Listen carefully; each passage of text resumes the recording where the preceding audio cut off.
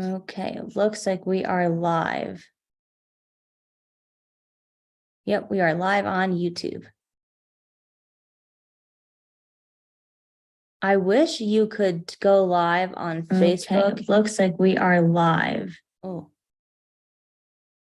Yep, we are live on YouTube. I wish you could go live on Facebook. Whoa. Looks like we are. Matrix.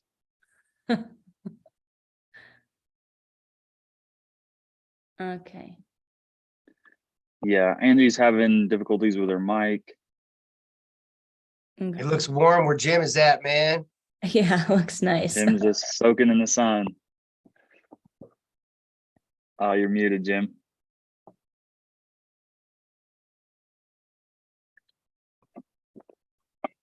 Let me unmute him. There you go. I unmuted you, Jim. All right. Hey guys, how you doing? Good. How are you? Good. Oh, lovely, lovely. Just trying to milk this project out as long as possible so I can at least get me into a Northwest summer. Right on. Sun's out, guns out. See your Oh, guns are out. yes, sir. Yes, sir. Yeah, man. Me and Donda, we need some focus and vision and numbers to call. Kind of got sidetracked with some shiny objects down here in Fort Lauderdale and made several offers, and we're in the tree around, but the coconuts are too expensive down here. Just doesn't make sense in this area. They're still booming there. Yeah, well, kind of. It's just overinflated. Prices are unrealistic. Yeah. But yeah, so maybe we can hop on a private call or something, because we need some focus and some direction. All right. Yeah. Happy to do that. Fantastic, man. Thank you, guys. For sure. Thanks, Oh, Jim. Yeah, I would. You know, here's my lovely lady right here. Don't die. Hey, Donda. Hi, guys. Hey. Oh, guns out for the both of them. I'm jealous. Love it. Yeah. Yeah, I would say, like as far as, focus, I would say like still just target like the more affordable parts, like we just got one under contract in Ocala, Florida, $250,000 home, low equity. That's just a good range right there, because you can still rent it out and cash flow that way. You can still sell it on a wrap. It has a pool, so Airbnb is still a possible strategy. I don't know much about Ocala. Maybe you guys know a little bit more than I do. Not really. I was wondering what the population was there, because a lot of people said to stay above 40,000, but some of the areas we're finding aren't at that high, but they're really close to another big city. So is that really an issue? Well, so I hunt by counties. So I'm staying in above counties above a population of 200,000. So Okay. Ocala should be because it came from my list. It should be in a county with a population above 200,000. So Okay. Well, that's good to know. yeah, I like to hunt by counties rather than cities. Okay. Yeah. Dylan, as a Floridian, I have to correct you. It's pronounced Ocala. Ocala. Okay. Yeah. No. Good to know. Good to know. Yeah. And Jim and Donda, it looks like you're calling straight from Florida. Oh, Are you guys in Florida? Nice. Yeah, we're in Fort Lauderdale at the moment. I'm a superintendent on a project down here, commercial project, and we just kind of travel around, and my lovely wife travels with me, and try to do some real estate on the side. Good I job. love it. Good job. Right on. So yeah, I guess we have more of an intimate group with just the 15 of us. Is there anyone that has any questions or specific things they'd like to go over? Maybe underwriting or calling agents, anything like that? How you doing? My name's Mike. Hey, Mike. What's going on, guys? Nice to meet you. Nice to meet you. Yeah, so my friend is a sub-2 student, and he recommended I start here with the Elephant Challenge. I'm brand new. I happen to have gotten my agent license in New York, but You know, these are two different animals, and whatever you think's good for a beginner, I'm all ears. Thanks. For sure. Yeah. Who's yeah, your buddy, Mike? Mike? Chris John Baptiste, he was on Pace's podcast a week or two ago. Right on. Nice, man. So, and you're in New York? That is correct. Right on. Okay. Cool. Yeah, maybe we can just kind of guide you in a good direction to start, and some other people would get some value out of that, I think. So, how long have you been an agent for? So 2 weeks. 2 weeks. Right on. Gotcha. Okay. Oh, Nice, man. Yeah. I don't know the New York market that well. But so Dominic is an agent as well. And then Angie, she's trying to figure out her technical difficulties. She's been an agent for 17 years and a broker for 8 years. So she owns her own brokerage as well. So we got some good resources as far as like the traditional real estate goes, buying and selling. For as far as investing goes, so a lot of people start in wholesaling. That's like, an easy way for you to not, if you don't have a ton of money, that's a good route for you to go to just start in wholesaling. So one thing you can do is, connect with agents in your office. What brokerage are you a part of? So we're a smaller brokerage. We're called Evernest. It's a commercial brokerage. It was actually a young guy, started in real estate, still in his 20s, and then he hired a broker to work directly for him. He started with investing. What appealed to me was more investing than being just a salesperson. Okay. So I'm open to learning for myself here, aside from what I do in the day-to-day of that, because my goal is more to be invested than to just continually sell for other people and have, my own wholesales, my own eventual buy and holds. Yeah, absolutely. Yeah. Pace always says that too, like an agent is not someone who works in real estate, which doesn't make sense, like surface level. An agent is a service member for people that work in real estate. So buyers and sellers, investors, an agent, and this is Pace saying this, not me, but yeah, he says, an We're agent cat herders. Dylan, Cat we heard herders, cats. Yep.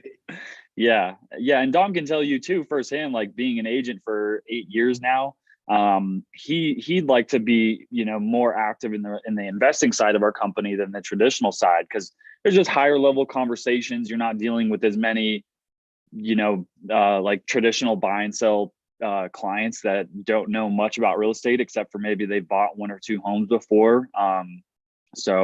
It's all emotional on the agent side. It's all emotional. Nothing makes sense. It's just emotions. It could make complete sense to you and the whole deal, but something in the buyer or seller's emotions causes everything to blow up. So that's the difficult part about being an agent to the public or an agent to an investor. An investor, if the numbers make sense, then it makes sense. Who doesn't care how anybody feels? So that's the biggest difference in the two. So I think it's tougher to be an agent for the public than it is to be for an investor, for sure. Unless you don't know what you're doing. So you got to go get that knowledge from the public, because then you'll be a way better agent for the investors, because there's so much stuff that you learn from those situations, right? Then you take that to your investors, and then you have all that credibility and that knowledge and that experience. So I think it's good to go through it, but you don't have to go through. You could definitely be a good agent for an investor by not going through it. But since I have, it's made me a hell of a lot better person for an investor. I can tell you that. And that's why I'm also here, is because of the same thing that I'm also an agent in New York. And that is the reason why I'm a part of this, is to not be in the agent frame of mind, but to more investors frame of mind. And so this has helped me a whole lot to get into that frame. And like Dylan says, hunting for properties that may work for a wholesaler. And basically I've learned a lot here, but I still trying to get out the agent mind of view to an investment side. And I really appreciate it. Thank you, guys.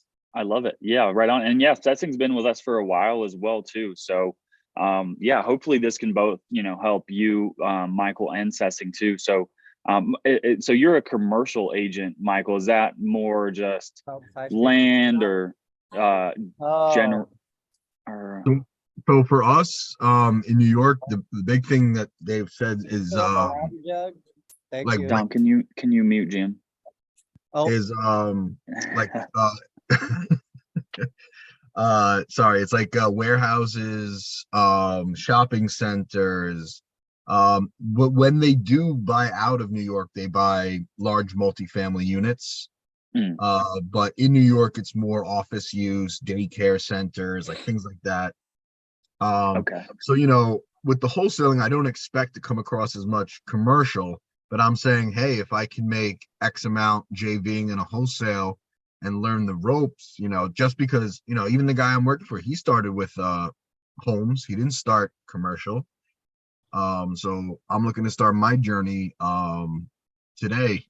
Whoever, like I saw the old Elephant Challenge that Pace ran, and they were using Privy, and people had squads and they picked territories, and I'm not sure if this is how it's gonna flow, but it seemed very exciting. For sure. Yeah. And the Elephant Challenge has definitely evolved a lot too. Yeah, the very first one, it was all about Privy and how to use Privy to identify, again, like mostly single family properties as investing. So, and yeah, I'll tell you a little bit about us too, so that way you kind of know the superpowers of our team. So me, Dominic, and Angie, and their son, my best friend Joey, we all work in the same office out of North Denver. Me and Joey primarily handle the acquisitions side of the single family, and we mostly target rental properties. So creative finance rental properties. We don't like a whole lot of fix and flip cash deals. We have wholesale fix and flip cash deals before, but with the market shift, it seems that rental properties, and especially creative rental deals, are what buyers are looking for right now, at least in our sphere of buyers. So I would say, New York is a tough market. There's not a lot of people that want to be landlords in New York because of price and because of the laws, right? So same here in Colorado, we don't do a whole lot of active investing or hunting in the Denver metro area for multiple reasons. Is because we're oversaturated with investors and just people in general. Home prices are way too expensive out here, and then landlord and tenant laws lean heavily towards the tenants, right? So we're actively hunting for deals in Georgia, Florida, the Carolinas, Oklahoma, Texas, markets where landlord laws still lean towards the landlord. So, and then another good thing too, Michael, is hunt in affordable markets. So this is something we go over. I try to touch on this every time we do a Zoom, but you should be hunting for like markets where the average home price is 250 to 350,000 and below. Once you start getting into the 450, 550 and above, rental numbers don't make quite as much sense. So, try to stay a little bit more affordable. And then what we really like is low equity, because those make great properties for subject to deals. So I would say 80% of the deals we're doing right now are all subject to deals, where we're just giving someone a down payment and taking over their mortgage. And then, some seller finance is well tossed in there, and then some cash is well tossed in there. But right now, subject to has really been crushing it for us. And then it's good you're a commercial agent as well. You'll deal with, most of your customers or clients that you're dealing with are of a higher level. So they're more concerned with financial numbers that make sense, rather than if it's a cute backsplash or it has a big backyard, so I would say, learn as much as you can about commercial investing. Our goal for 2024 next year is to get into the multifamily space. syndicate our own fund and start taking down some of these 100, 200 unit apartment complexes in other states. And then as far as like the single family, yeah. So what's most important for you, Michael, is to learn what you're good at. And same thing too for assessing, like learn what you guys are good at. So for me, I know that I'm good on the phones. I like to pitch,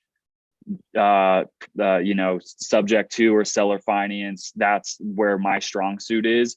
Jim and Donda can attest to that. Hopefully they've heard me on a few phone calls where, yeah, that's really what I like to do, is just have high level conversations with agents about, here's how subject to works. Here's the structure of it. Right. So, Mike, you can also, to find some deals on the residential side, contact the other, I'm sure your firm knows a lot of commercial agents, see who they're passing their residential stuff off to. See, a lot of times people will call, because people don't know the difference all the time. It's an agent. So they may be reaching out to them with residential opportunities and they just blow them off. So try to work out a deal with them, see what you can work out with them. That might be a good source of leads for you. Yeah. And I would say too, a good video for you to watch is called the Avatar. I forget what it's called, but just type in Avatar Pace Morby, and he kind of goes over like what personalities and superpowers each person has and kind of aligns with. So for me, it's like closing and underwriting. Those are what I like to do. But for Angie, it's more like systems, and being a, what is it called? Like that Pace is a visionary integrator. Yeah. Integrator. Yeah. Integrator. Angie's a good integrator. She doesn't like to be an integrator, but she is. But she's also too a great visionary as well too. So Angie has a lot of superpowers, and she does a lot for our company. There's not one thing or even a couple of things that I can say Angie does. Yeah, Rachel's so our badass integrator now, right? Exactly. Rachel? Yeah, so Rachel doesn't like to be on the phone. She doesn't like pitching subject to. She likes to, or at least is good at, like setting up systems for our company. So, making sure our CRM is dialed and our lead management is in place. So just like identifying what you're good at or what you like to do, and then going from there. So for like Sessing, right? How long have you been an agent, Sessing? 8 years. 8 years. Okay. So right, like Sessing probably has a lot of knowledge of like, the single family, being with agents. So that's probably Sessing's power, is like agent outreach, I would say. Like, hey, as an agent, to agents. Yeah, it gives you a lot of credibility. When I talk to agents and I say I'm not an agent, I'm an investor, some of them get turned off immediately, right? And then vice versa, right? Some agents might, say like, okay, you're an agent, you know what you're talking about, right? Like you're abiding by certain laws and regulations and all that good stuff. So like Sessing's superpower is going to be like more direct to agent. Same thing for you, Michael. That's probably what you're going to be good at as well. So I would encourage you to watch that Avatar video that Pace has put out to figure out what you're good at or what kind of, what works for you in that aspect. And then, so like to start out in wholesaling, I always recommend people JV with someone. Like if you're new to real estate, JVing with someone that's doing what you'd like to do is your best bet. When we first started, we didn't know what we were doing. Me and Joey were skip tracing properties in the mountains of Colorado, these like, $1 to $3 million mansions and trying to turn them into Airbnbs. We were calling these people and say, hey, would you sell us your house on seller finance? And that's where just we thought we would, make money, is turn those into Airbnbs. Dom always kept saying when we first started, you guys should look into this wholesaling thing. And we're like, yeah, we want to own $1 million Airbnbs though. That's so much cooler, right? But turns out we wasted 4 months of trying to do that. You didn't waste it, Dylan. Right. Well, we learned through it. Learn knowledge. And you got a couple of deals. They didn't go through, but you got all the way almost to that finish line. So it taught you guys a ton doing that. It took some time, but it taught you a ton. That's why you guys are good at closing deals, and you're good at on the phones now because you went through that process. So not a waste. For sure.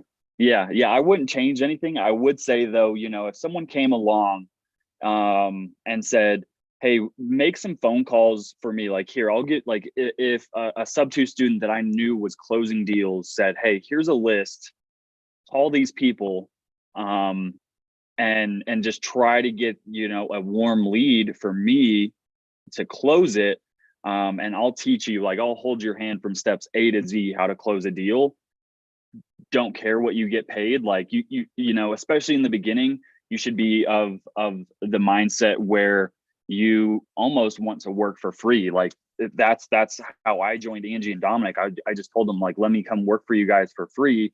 Let me learn as much as I can, add value where I can, pay me what you think I'm worth. But that's kind of the mindset to have in the beginning is, you know, just you just want to learn as much as possible. So like making money in your first couple of months or year in real estate isn't really the goal. It's to take action and learn as much as you can. So that's also what I encourage, like your buddy who was on Pace's podcast, right? I mean, I don't know him personally, but I did see that podcast or at least parts of it. So like I would go to him and say, you know, like, how can I add value? Can I cold call for you? Or can I, you know, like make connections? Can I set up, here's a good idea too. Pam has done this. Can I set up, you know, a meeting with the agents in my office? So Michael, you can go back to all the agents that you work with in your office and say, hey, I have this guy who's a high level investor doing a lot of stuff in the single family space. Why don't I set up a quick, you know, 1 hour meeting and have your guy like pitch subject to them, let them understand it and see if they can then find him deals that way. So that's one way you can add value to him, or just say, hey man, like, do you have a list I can call for you? You know, and try to get leads for him that way. So that's kind of the mindset you should have, and how I would, you know, if I had to start over again, start my career in investing that way. That's what held us back, because we thought, at least for me, you know, I know this stuff. I'm an agent. I've been in business. I can do it myself, and I didn't partner up with people in the beginning, and it was a long road. I love it because we got really good at a lot of different things, but financially, it'll whoop you, right? It'll whoop you because you're not making any money. You're just discouraged because you're losing deals right at the end. So yeah, if I had to do it again, I would definitely squat up faster and not worry about, because I was worried about the money too. I said, you know, I'll make all the money because I know what I'm doing. I've been running this business. I know real estate and all this other bull crap. But it's better to squat up and learn as much as you can, because it's a fast track to where you want to go. Or, you know, take the long road like we did and you know, wait a couple of years. Yep.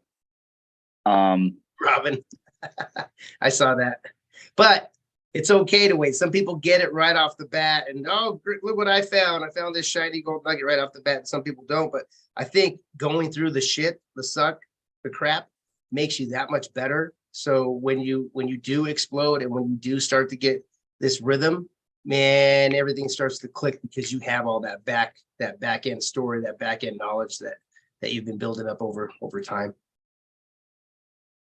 For sure. Do you have any questions about that, Michael? Or I know we kind of just threw a lot at you. No, I mean, it's a lot of the stuff that I was sort of coming up with. I appreciate that. Yeah, I'm not sure if they really are interested in, you know, out of market single family. Right. As far as my brokerage, you know, obviously I'm allowed to sell residential as well where I'm from, you know.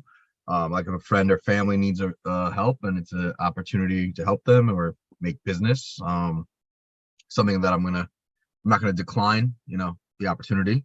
But yeah, I'm here more to be, like you said, the main thing is the take action, right? It's the actual doing. Like everything sounds good, but it's what is the actual doing? Like what is required in baby steps? Is it get this software, call this number, or do you learn this script first? Do you call this person after this Zoom? Like, what is the practical steps? That's more, how do I get going? Because I feel for my friend that maybe he's got a plan for me, like he says, whatever, but at the same time, I feel like I'm kind of stagnant, and I want to Mhm. get rolling.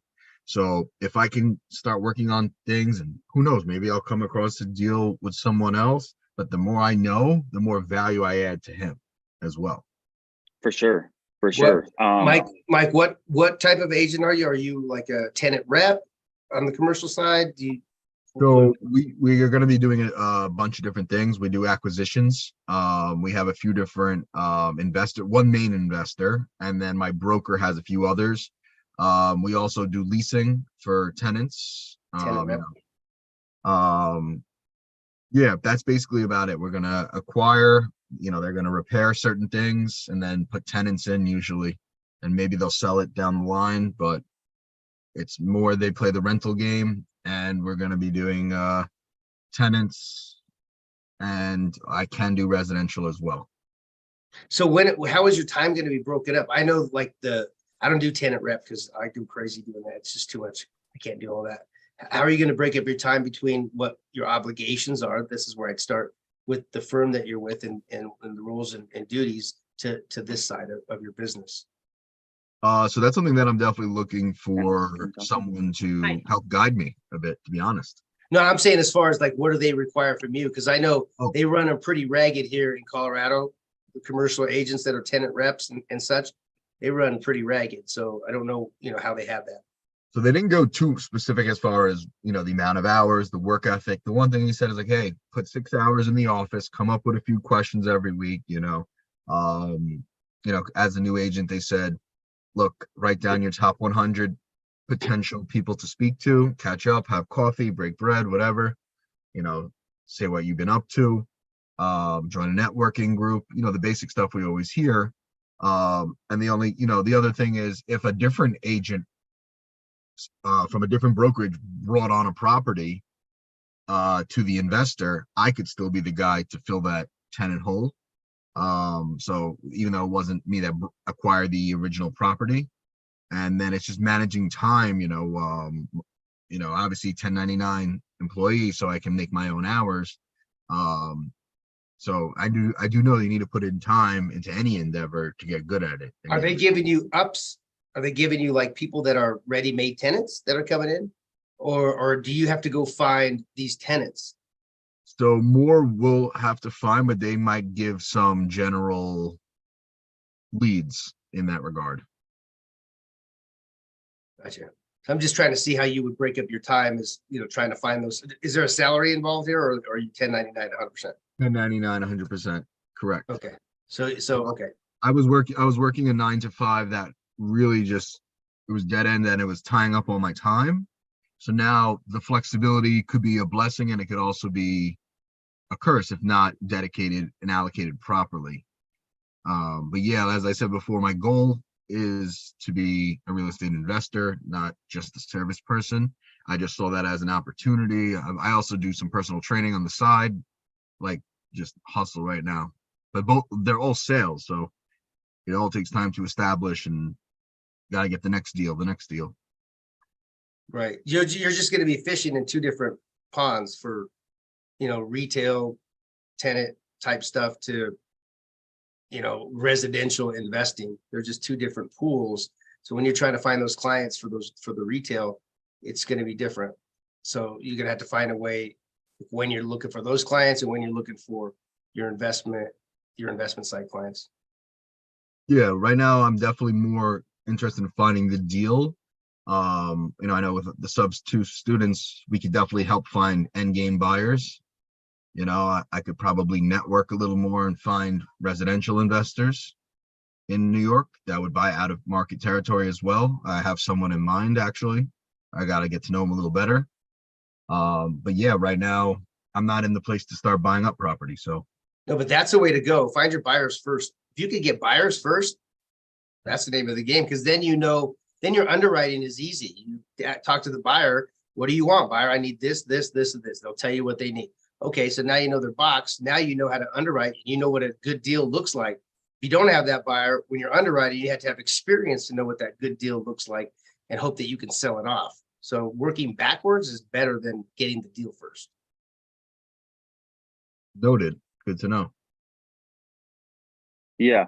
And to that too, you know, I would say I'll share with you like what's worked for us in the wholesale investing side, and then maybe hopefully give you some action steps that you guys can take too. So what's really worked for us, and again, it was like we did everything the long way and the hard way, but eventually we figured it out, right? So what's worked for us is targeting properties for our buyers that we have. So because we're in sub 2, our community is full of buyers looking for creative finance deals. So that's seller finance or sub 2. So I knew, okay, we need to start targeting seller finance or sub 2 deals only if a good cash deal falls in our pocket, and you know, I'm pretty confident we can find a buyer, we'll go after it. But I already know we have buyers for single family rental properties that are structured with creative finance. So then I figured out, okay, what markets or what, you know,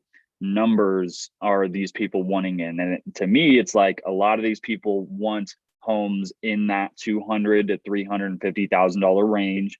So that's where I spend most of my time. And again, it's mostly in red states. So like, you know, Florida, Georgia, North and South Carolina, Texas, Oklahoma, like that's where a lot of buyers are.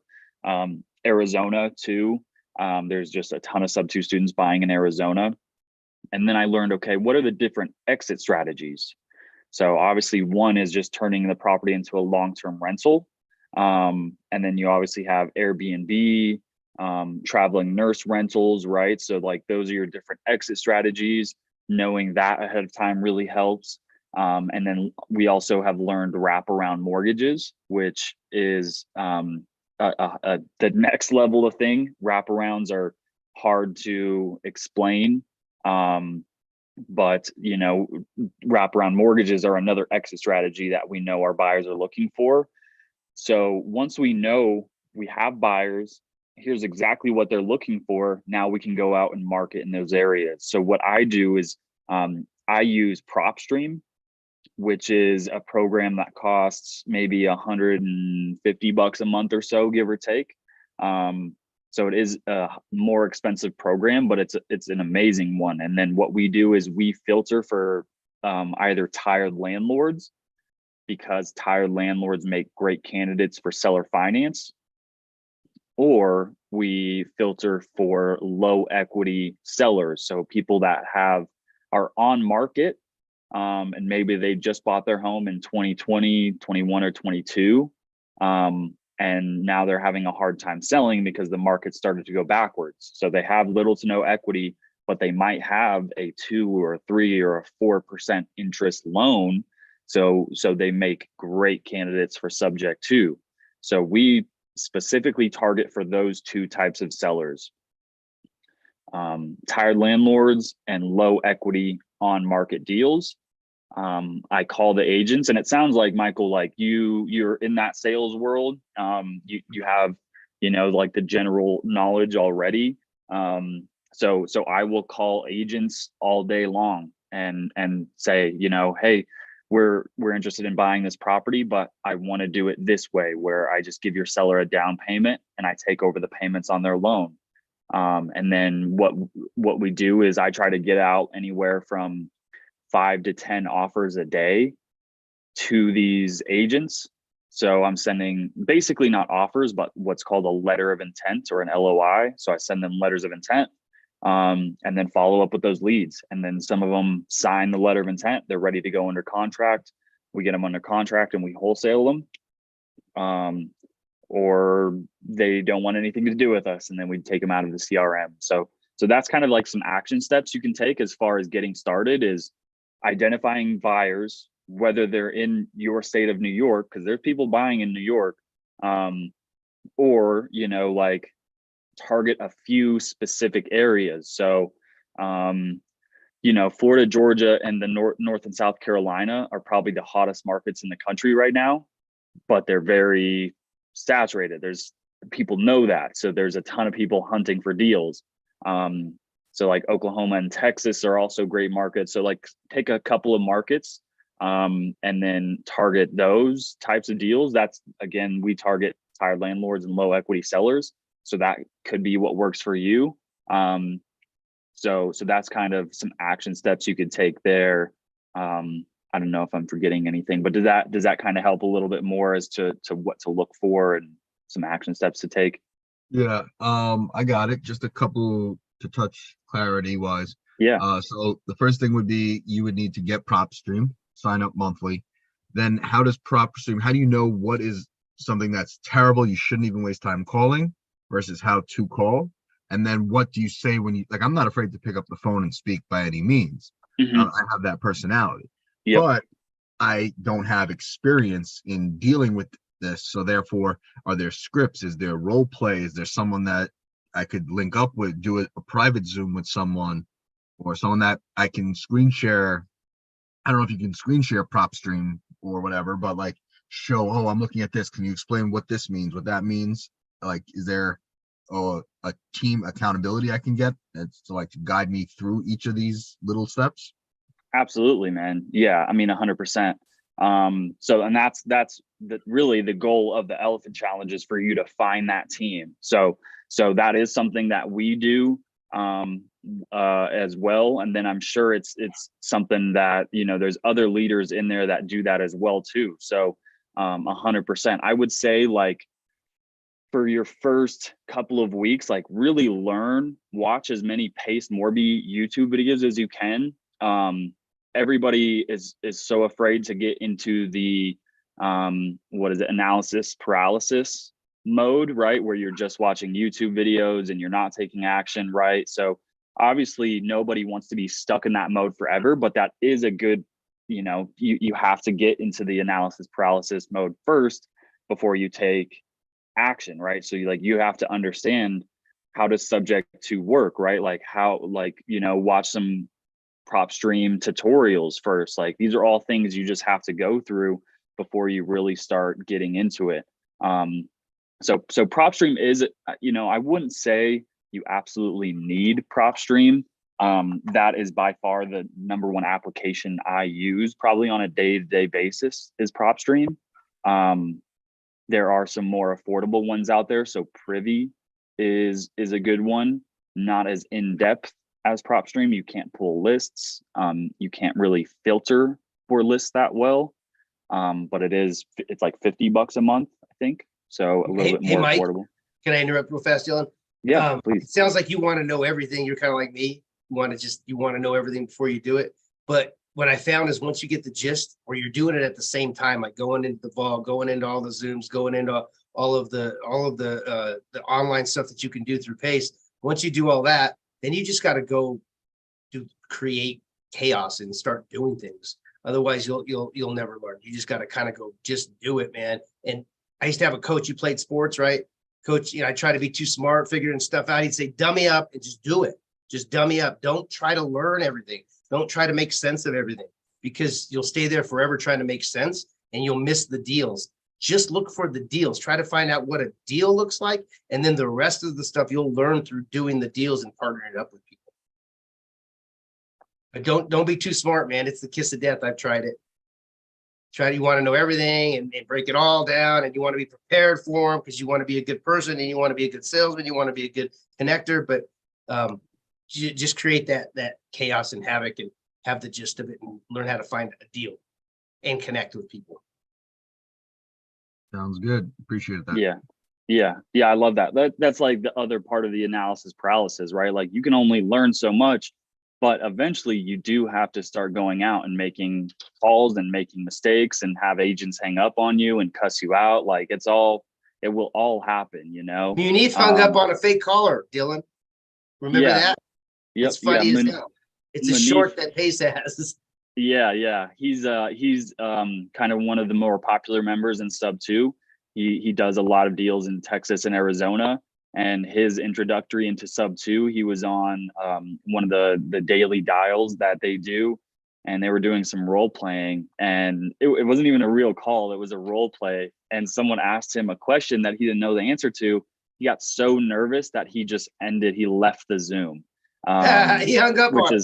He hung up on him. Yeah. Which is funny. Now he's like one of the top guys in Sub 2. Right. So that's Awesome. You know, learn as much as you can while taking action is the name of the game too. So but yeah, I would say, networking, finding buyers is step number one. And then making calls in those areas that those buyers want is step number two.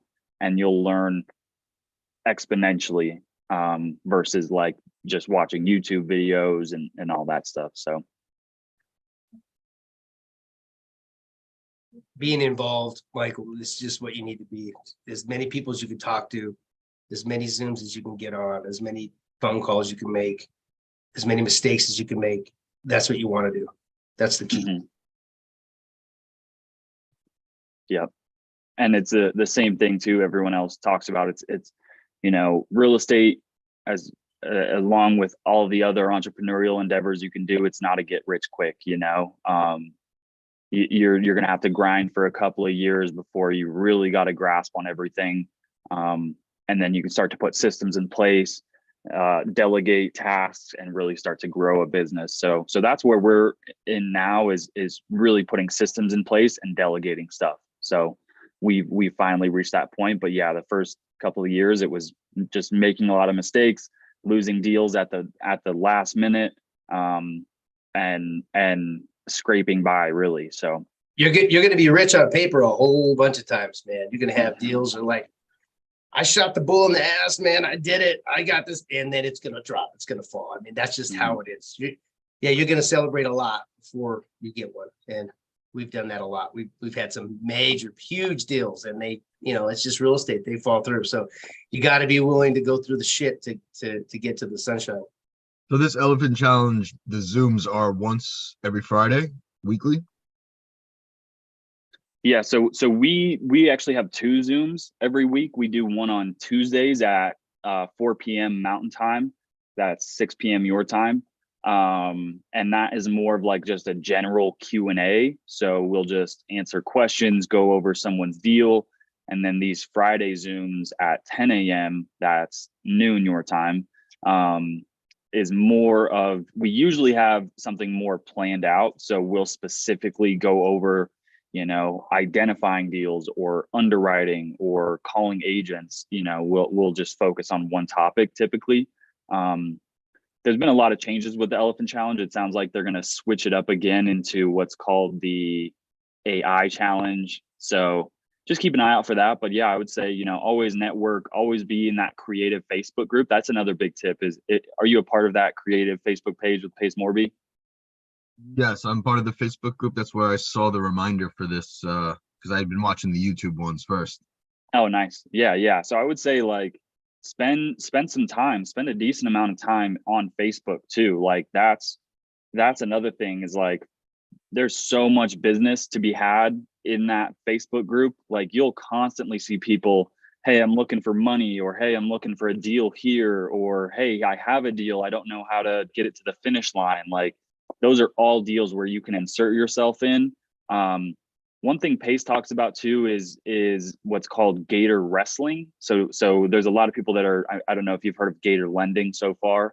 One thing he talks about is gator wrestling, and that's being kind of a middleman and introductory. So like this is a deal we've done in the past is where I had someone that needed money and I knew someone that had money.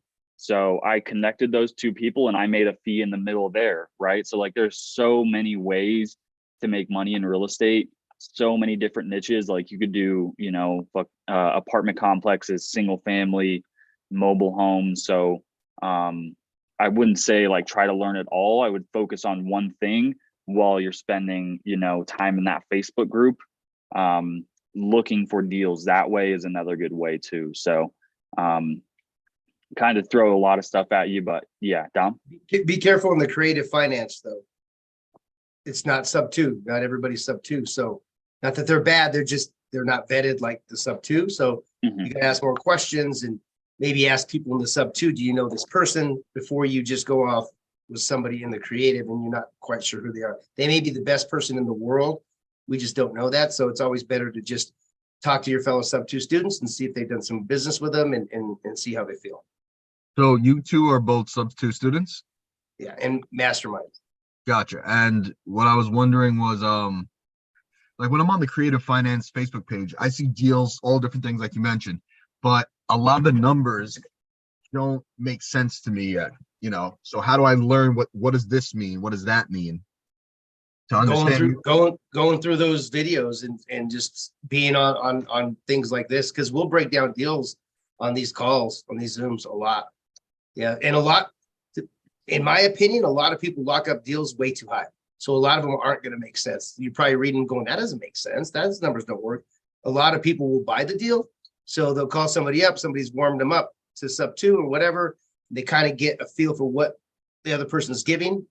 And then they just add 10 grand or 20 grand or something onto it. And then it screws up the deal and nobody can make any money. So a lot of those deals are like that. So it's just going to be the experience as to know if it is a good deal or not. So just squatting up with people and asking, people who have done those deals if those numbers look good.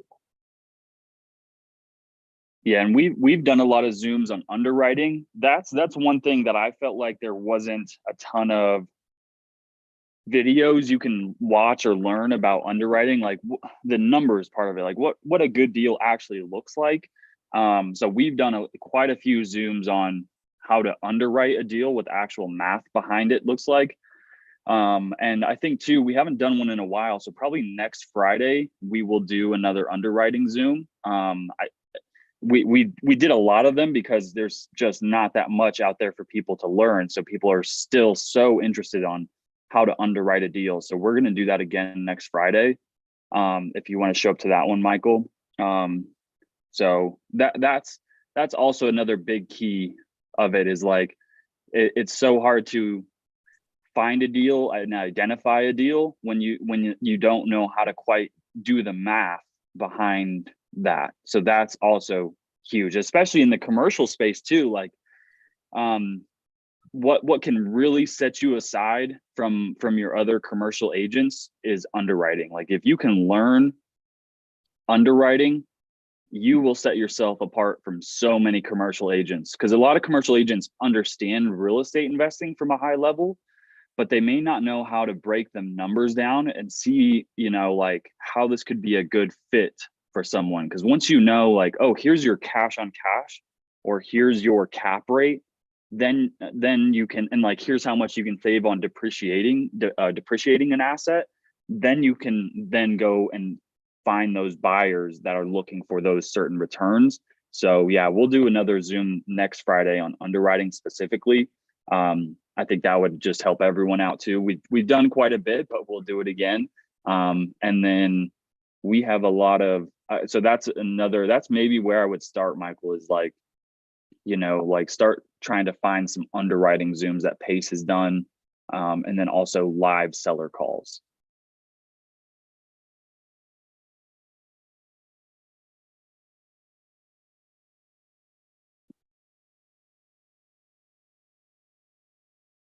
Right on. Thanks for being here, Pam. We'll see you later. See you, Pam. Yep. So yes, Hessing has been in a lot of our Zooms, so she's seen the underwriting.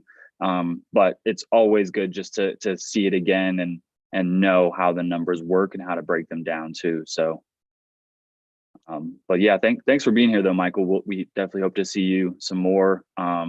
And hopefully guide you a little bit more on how to get started in the investing side too. So, right on. Does anyone have anything else they'd like to bring up? I think if not, we'll probably call it there.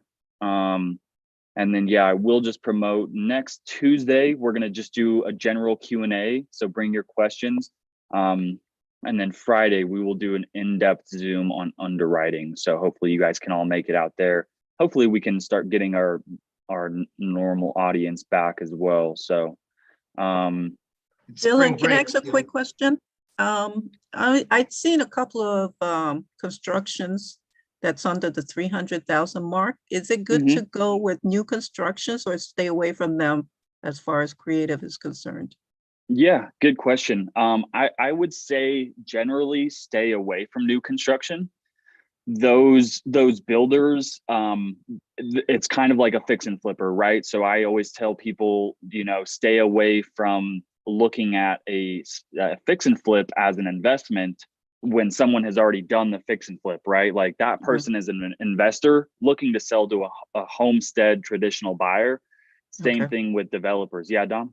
Yes, yes, that's true on the brand new, but you could find like a year old. Sometimes people get into trouble. They, they bid off more than they could chew. They got to move and there's no equity. That's a great place because it's a brand new house with warranty. Say it's a year old and they got to move and you get a hold of that homeowner and you work out a subject to deal. That's wonderful. So Okay, not the great. brand new, but year, 2 years, 3 Year. years, great. Got it. Thank you. Appreciate it. And then for all of you in here too, so like Michael, if you're not a part of our personal Facebook group, I just posted that link in the chat. Our Facebook group is called the Herd of Profits. So we will always post our Zoom links in that Facebook group. So you always have those.